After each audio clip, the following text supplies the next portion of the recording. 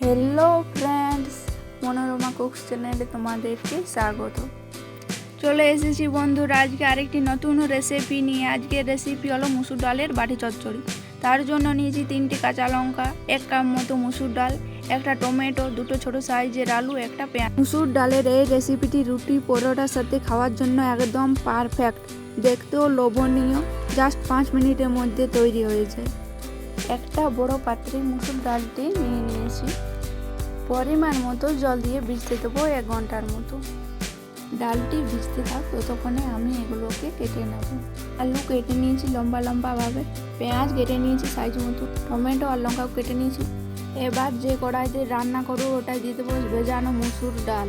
এরপর দিয়ে দেবো সাইজ করে রাখা কাটা আলু, সাইজ মতো পেঁয়াজ কাটা, কুচি করে রাখা টমেটো ও লঙ্কা কাটা। পরিমাণ মতো নুন ও হলুদ দিয়ে দিয়েছি।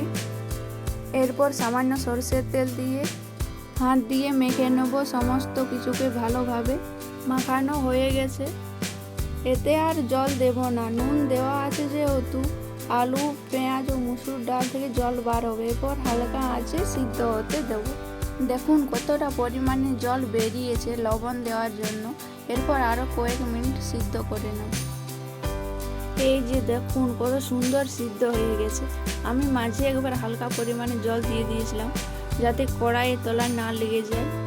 সমস্ত কিছুকে একসাথে মিক্স করে নিয়েছি। এবার এটা নামিয়ে নেব তরকার জন্য।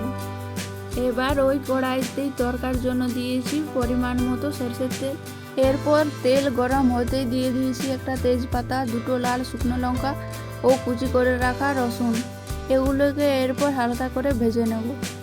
ভাজা হয়ে গেছে, এরপর দিয়ে দেবো সিদ্ধ করে রাখা আলু, মুসুরের ডাল। আবার নেড়ে চেড়ে ভালোভাবে মিক্স করে নিয়েছি।